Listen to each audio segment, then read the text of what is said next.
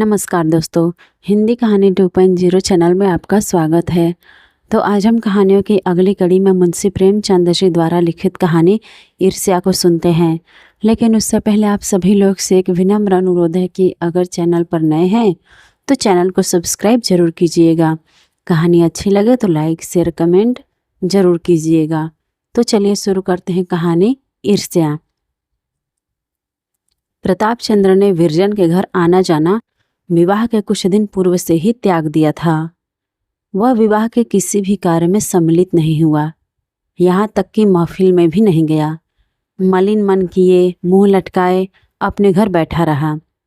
मुंशी संजीवन लाला, सुशीला, सुवामा सब विनती करके हार गए, पर उसने बारात की ओर दृष्टि न फेरी। अंत में मुंशी जी का मन टूट गया और फिर कुछ न बोले। यह दशा विवाह के होने तक थी। विवाह के पश्चात तो उसने इधर का मार्ग ही त्याग दिया। स्कूल जाता तो इस प्रकार एक ओर से निकल जाता मानो आगे कोई बाघ बैठा हुआ है, या जैसे महाजन से कोई ऋणी मनुष्य आंख बचाकर निकल जाता है। प्रताप तो विरजन की परछाई से भी भागता था। यदि कभी उसे अपने घर में देख पाता तो भीतर पग नहीं देता था। माता समझाती, बेटा विरजन से बोलते चालते क्यों नहीं, क्यों उससे मन मोटा किए हुए हो। वह आकर घंटों रोती है कि मैंने क्या किया है जिससे वह रुष्ट हो गया है। देखो तुम और वह कितने दिनों तक संग रहे हो, तुम उससे कितना प्यार करते थे, अकस्मात तुमको क्या हो गया। यदि तुम ऐसे ही रूठे रहोगे तो बेचारी लड़की की जान पर बन जाएगी। सुख कर काटा हो गई है। ईश्वर ही जानता है, मुझे उसे देखकर करुणा उत्पन्न होती है। तुम्हारी चर्चा के अतिरिक्त उसे कोई बात ही नहीं भाती। प्रताप आंखें नीचे किए हुए सब सुनता और चुपचाप सरक जाता। प्रताप अब भोला बालक नहीं था। उसके जीवन रूपी वृक्ष में यौवन रूपी कोपलें फूट रही थी। उसने बहुत दिनों से, उसी समय से जब से उसने होश संभाला, विरजन के जीवन को अपने जीवन में सकरा क्षीर की भांति मिला लिया था। उस मनोहर और सुहावने स्वप्नों का इस कठोरता और निर्दयता से धूल में मिलाया जाना उसके कोमल हृदय को विदृढ़ करने के लिए काफी था। वह जो अपने विचारों में विरजन को अपना सर्वस्व समझता था, कहीं का न रहा, और वह जिसने विरजन को एक पल के लिए भी अपने ध्यान में स्थान नहीं दिया था, उसका सर्वस्व हो गया। इस वितर्क से उसके हृदय में व्याकुलता उत्पन्न होती थी और जी चाहता था कि जिन लोगों ने मेरी स्वप्नवत भावनाओं का नाश किया है और मेरे जीवन की आशाओं को मिट्टी में मिलाया है, उन्हें मैं भी जलाऊं। सबसे अधिक क्रोध उसे जिस पर आता था वह बेचारी सुशीला थी। सनह सनह उसकी यह दशा हो गई कि जब स्कूल से आता तो कमला चरण के संबंध की कोई घटना अवश्य वर्णन करता, विशेषकर उस समय पर जब सुशीला भी बैठी रहती। उस बेचारी का मन दुखाने में से बड़ा ही आनंद आता। यद्यपि अव्यक्त रीति से उसका कथन और वाक्य गति ऐसी हृदय भेदनी होती थी कि सुशीला के कलेजे में तीर की भांति लगती थी। आज महाशय कमलाचरण तिपाई के ऊपर खड़े थे।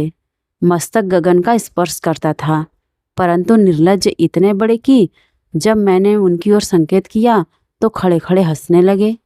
आज बड़ा तमाशा हुआ। कमला ने एक लड़के की घड़ी उड़ा दी। उसने मास्टर से शिकायत की। उसके समीप वे ही महाशय बैठे हुए थे। मास्टर ने खोज की तो अपने आप ही फेंटे से घड़ी मिली। फिर क्या था, बड़े मास्टर के यहाँ रिपोर्ट हुई। वह सुनते ही झल्ला गए और कोई 3 दर्जन बेंतें लगाई। सड़ासड़ सारा स्कूल यह कौतूहल देखता रहा। जब तक वेद पड़ा महाशय चिल्लाते रहे, परंतु बाहर निकलते ही खिलखिलाने लगे और मूछों पर ताव देने लगे। चाची, नहीं सुना, आज लड़कों ने ठीक स्कूल के फाटक पर कमलाचरण को पीटा, मारते मारते बेसुध कर दिया। सुशीला ये बातें सुनती और सुन सुनकर कुढ़ती। हाँ, प्रताप ऐसी कोई बात विरजन के सामने न करता। यद्यपि वह घर में भी बैठी होती तो जब तक चली न जाती यह चर्चा नहीं छेड़ता। वह चाहता था कि मेरी बात से इसे कुछ दुख न हो। समय समय पर मुंशी संजीवन लाल ने भी कई बार प्रताप की कथाओं की पुष्टि की। कभी कमला हाट में बुलबुल लड़ाते मिल जाता, कभी गुंडों के संग सिगरेट पीते, पान चबाते, बेढंगेपन से घूमता हुआ दिखाई देता। मुंशी जी जब जमाता की यह दशा देखते तो घर आते ही स्त्री पर क्रोध निकालते। यह सब तुम्हारी ही करतूत है। तुम्ही ने कहा था घर वर दोनों अच्छे हैं, तुम ही रिझी हुई थी। उन्हें उस क्षण यह विचार न होता कि जो दोषारोपण सुशीला पर है कम से कम मुझ पर ही उतना ही है। वह बेचारी तो घर में बंद रहती थी, उसे क्या ज्ञात था कि लड़का कैसा है। वह सामुद्रिक विद्या थोड़ी ही पढ़ी थी। उसके माता पिता को सभ्य देखा, उनकी कुलीनता और वैभव पर सहमत हो गई। पर मुंशी जी ने तो अकर्मण्यता और आलस्य के कारण छानबीन नहीं किया। यद्यपि उन्हें इसके अनेक अवसर प्राप्त थे और मुंशी जी के अगणित बांधव इसी भारतवर्ष में अभी विद्यमान हैं, जो अपनी प्यारी कन्याओं को इसी प्रकार नेत्रबंद करके कुएं में ढकेल दिया करते हैं। सुशीला के लिए विरजन से प्रिय जगत में अन्य वस्तु न थी। विरजन उसका प्राण था, विरजन उसका धर्म थी और विरजन ही उसका सत्य थी। वही उसकी प्राणधार थी, वही उसके नैनों की ज्योति और हृदय का उत्साह थी। उसकी सर्वोच्च सांसारिक अभिलाषा यह थी कि मेरी प्यारी विरजन अच्छे घर जाए, उसके सास ससुर देवी देवता हों, उसके पति शिष्टता की मूर्ति और श्री रामचंद्र की भांति सुशील हो, उस पर कष्ट की छाया भी न पड़े। उसने मर मर कर बड़ी मिन्नतों से यह पुत्री पाई थी और उसकी इच्छा थी कि इन रसीले नैनों वाली अपनी भोली भाली बाला को अपने मरण पर्यंत आंखों से अदृश्य नहीं होने दूंगी। अपने जमाता को भी यहीं बुलाकर अपने घर में रखूंगी। जमाता मुझे माता कहेगा, मैं उसे लड़का समझूंगी। जिस हृदय में ऐसे मनोरथ हों उस पर ऐसी दारुण और हृदय विदारणी बातों का जो कुछ प्रभाव पड़ेगा प्रकट है। हाँ, दीना सुशीला के सारे मनोरथ मिट्टी में मिल गए। उसकी सारी आशाओं पर ओस पड़ गई। क्या सोचती थी और क्या हो गया। अपने मन को बार बार समझाती थी कि अभी क्या है, जब कमला सयाना हो जाएगा तो सब बुराइयां स्वयं ही त्याग देगा। पर एक निंदा का घाव भरने नहीं पाता था कि फिर कोई नवीन घटना सुनने में आ जाती। इसी प्रकार आघात पर आघात पड़ते गए। हाय, नहीं मालूम विरजन के भाग्य में क्या बदा है। क्या यह गुण की मूर्ति, मेरे घर की दीप्ति, मेरे शरीर का प्राण इसी दुष्कृत मनुष्य के संग जीवन व्यतीत करेगी? क्या मेरी श्यामा इसी गिद्ध के पाले डलेगी? यह सोचकर सुशीला रोने लगती और घंटों रोती रहती थी। पहले विरजन को कभी कभी डांट डपट भी दिया करती थी, अब भूलकर भी कोई बात न कहती। उसका मुंह देखते ही उसे याद आ जाती। एक क्षण भर के लिए वो उसे सामने से अदृश्य नहीं होने देगी। यदि जरा देर के लिए वह सुआमा के घर चली जाती तो स्वयं पहुंच जाती। उसे ऐसा प्रतीत होता मानो कोई उसे छीनकर ले भागता है। जिस प्रकार बाधिक की छुरी के तले अपने बछड़े को देखकर गाय का रोम रोम कांपने लगता है, उसी प्रकार विरजन के दुख का ध्यान करके सुशीला की आंखों में संसार सूना जान पड़ता था। इन दिनों विरजन को पल भर के लिए नेत्रों से दूर करते उसे वह कष्ट और व्याकुलता होती जो चिड़िया को घोंसले से बच्चे के खो जाने पर होती है। सुशीला एक यों तो ही बड़ी जीर्ण रोगड़ी थी, उस पर भविष्य की असाध्य चिंता और जलन ने उसे और भी घुला डाला। निंदाओं ने कलेजा छलनी कर दिया। 6 मास भी बीतने न पाए थे कि क्षय रोग के चिन्ह दिखाई दिए। प्रथम तो कुछ दिनों तक साहस करके अपने दुख को छिपाती रही, परंतु कब तक। रोग बढ़ने लगा और वह शक्तिहीन हो गई। चारपाई से उठना तक कठिन हो गया। वैद्य और डॉक्टर औषधि करने लगे। विरजन और सुआमा रातों दिन उसके पास बैठी रहती। विरजन एक पल के लिए उसकी दृष्टि से ओझल नहीं होती थी। उसे अपने निकट न देखकर सुशीला बेसुध सी हो जाती और फूट फूट कर रोने लगती। मुंशी संजीवन लाल पहले तो धैर्य के साथ दवा करते रहे, पर जब देखा कि किसी उपाय से कुछ लाभ नहीं होता और बीमारी की दशा दिन पर दिन निकृष्ट होती जाती है, अंत में उन्होंने भी निराश होकर साहस कम कर दिया। आज से कई साल पहले जब सुआमा बीमार पड़ी थी, तब सुशीला ने उसकी सेवा शुश्रूषा में पूर्ण परिश्रम किया था। अब सुआमा की बारी आई। उसने पड़ोसी और भगिनी के धर्म का पालन भली भांति किया। रुग्ण सेवा में अपने गृह कार्यों को भूल सी गई। 2-2, 3-3 दिन तक प्रताप से बोलने की नौबत न आई। बहुधा वह बिना भोजन किए ही स्कूल चला जाता, परंतु कभी कोई अप्रिय शब्द मुख से न निकालता। सुशीला की रुग्णावस्था ने अब उसकी द्वेषाग्नि को बहुत कम कर दिया था। द्वेष की अग्नि द्वेष्टा की उन्नति और दुर्दशा के साथ साथ तीव्र और प्रज्वलित हो जाती है और उसी समय शांत होती है जब द्वेष्टा के जीवन का दीपक बुझ जाता है। जिस दिन बृजरानी को ज्ञात हो जाता कि आज प्रताप भोजन बिना किए ही स्कूल जा रहा है, उस दिन वह काम छोड़कर उसके घर दौड़ जाती और भोजन करने के लिए आग्रह करती, पर प्रताप उससे बात न करता, उसे रोता छोड़कर बाहर चला जाता। निस्संदेह वह विरजन को पूर्णतः निर्दोष समझता था, परंतु एक ऐसे संबंध को जो वर्ष 6 मास में टूट जाने वाला हो, वह पहले से ही तोड़ देना चाहता था। एकांत में बैठकर वह अपने आप ही फूट फूट कर रोता, परंतु प्रेम के उद्वेग को अधिकार से बाहर न होने देता।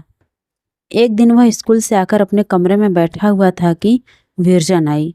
उसके कपोल अश्रु से भीगे हुए थे और वह लंबी लंबी सिसकियां ले रही थी। उसके मुख पर इस समय कुछ ऐसी निराशा छाई हुई थी और उसकी दृष्टि कुछ ऐसी करुणोत्पादक थी कि प्रताप से न रहा गया। सजल नयन होकर बोला, क्यों विरजन, क्यों रो रही हो, क्या हुआ?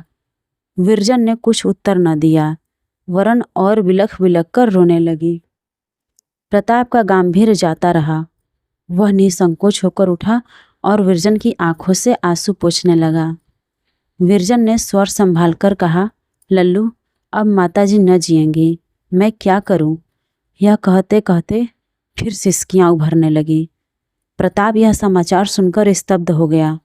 दौड़ा हुआ विरजन के घर गया और सुशीला की चारपाई के समीप खड़ा होकर रोने लगा। हमारा अंत समय कैसा धन्य होता है।